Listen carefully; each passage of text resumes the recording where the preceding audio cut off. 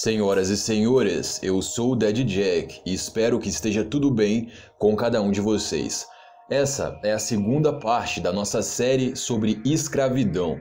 Você pode assistir essa parte sem ter assistido a outra, mas se quiser assistir a primeira para ficar mais integrado, lá nós falamos sobre a influência do Império Romano em toda essa coisa de escravidão ao redor do mundo.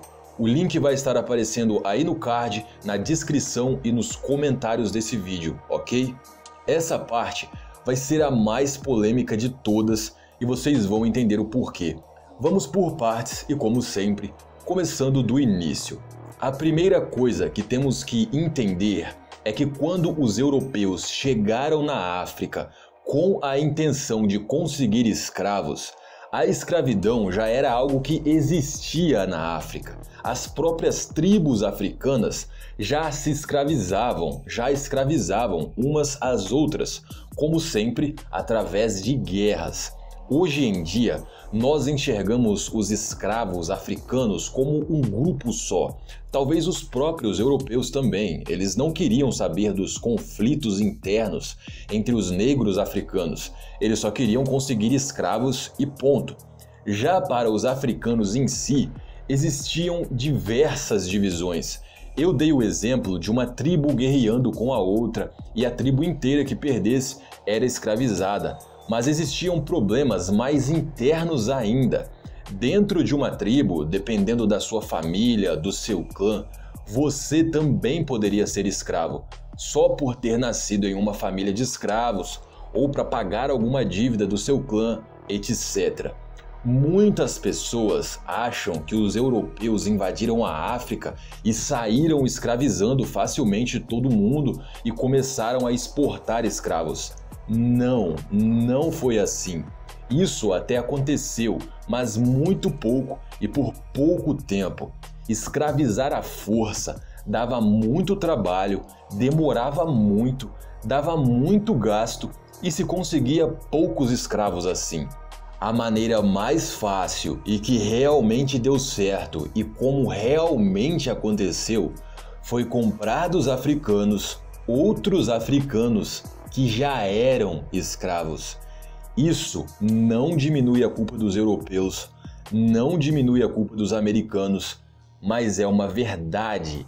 Sem a colaboração dos próprios africanos, a escravidão negra aqui no Brasil teria sido quase impossível, no mínimo, muito mais difícil de acontecer. Aqui no Brasil, nos dias de hoje, todo mundo quer ter opinião sobre isso e todo mundo acha que está certo. Mas quando olhamos para trás e vemos a raiz de toda essa história, a gente vê que está todo mundo errado. Foi uma parceria entre os negros da África e os brancos da Europa para os negros perdedores das guerras entre as tribos serem vendidos e enviados para a América. E vocês devem estar se perguntando que pagamento os africanos recebiam. Tudo acontecia através do comércio triangular. Negros eram enviados para a América, para o Brasil, e aqui os negros colhiam matéria-prima que era enviada para a Europa. A Europa então pagava a África com produtos manufaturados, produtos produzidos através daquela matéria-prima colhida aqui no Brasil. Tecidos, bebidas alcoólicas, armas de fogo, fumo e outros objetos, outros produtos mesmo. E, enfim, agora que já entendemos como tudo funcionava, vamos falar da viagem dos negros para o Brasil. O que acontecia nos navios negreiros? Isso era um verdadeiro inferno. Como eu expliquei para vocês, se tornou fácil a exportação de escravos negros quando os próprios africanos aderiram e colaboraram com a ideia. Se antes as guerras aconteciam apenas ocasionalmente por motivos de território, recursos, tribos, etc., agora as guerras na África eram um negócio. As tribos começaram a guerrear com o único intuito de capturar e vender a outra. E com isso, foi a primeira vez na história da humanidade que aconteceu essa exportação de humanos em massa, como se fossem um produto, como se fossem mercadoria. O trabalho dos europeus na África era, resumidamente, claro, chegar lá e pagar pelos escravos. Nisso era só enviar para o Brasil. Existiam vários portos pela costa da África e alguns aqui no Brasil também, para a chegada dos escravos. O problema estava na viagem. A viagem demorava de 2 a 3 meses.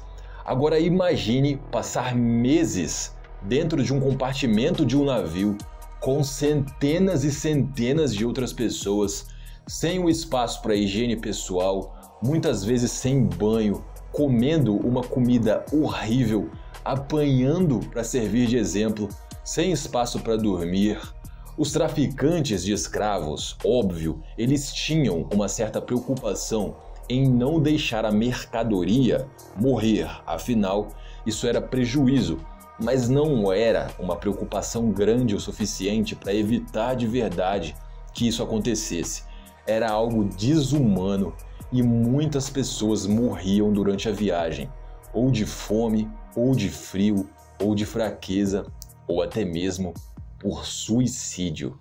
E por mais que os escravos estivessem em número maior dentro do navio, estavam desarmados, muitas vezes acorrentados ou amarrados, e óbvio, estavam fracos lá dentro. E qualquer um que tentasse se rebelar era espancado para servir de exemplo.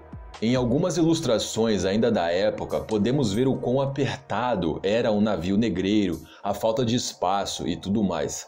Com certeza, uma das coisas mais tristes que já aconteceram na nossa história. Era basicamente um navio onde pessoas eram torturadas por meses e no final da viagem ainda viveriam toda uma vida de escravidão pela frente. Senhoras e senhores, antes de finalizar esse vídeo, eu gostaria mais uma vez de dizer que eu espero que ninguém tenha me entendido mal. Hoje em dia, existem negros por aí que parece que não querem respeito e igualdade, parece que querem vingança. Da mesma forma que hoje em dia tem branco que acha que racismo não existe. Hoje em dia ainda continua todo mundo errado. Essa série de vídeos aqui é uma crítica a todo e qualquer tipo de escravidão. E mais do que isso, é uma introdução para um outro vídeo do futuro, onde iremos falar sobre favela, como as favelas surgiram e as ideologias de quem está dentro e quem está fora delas. Mas isso é para o futuro. O que eu tenho para dizer agora é: não é separando pessoas que se une pessoas. Então bora parar com essa palhaçada de apontar o dedo e vamos tocar a bola para frente, porque esse passado desgraçado já está escrito e ninguém vai mudar. É isso, eu espero que vocês tenham gostado dessa parte do vídeo e espero ver vocês aqui na próxima. Se você gosta do conteúdo aqui do canal, por favor, dá uma olhada na minha campanha do Apoia-se. O YouTube considera esse tipo de conteúdo delicado e a minha monetização geral do canal é muito baixa. E todas essas pesquisas, a construção de texto, a edição, tudo dá muito trabalho. Então, se você quiser me ajudar, dá uma conferida lá no Apoia-se, beleza? Muito obrigado desde já e fui!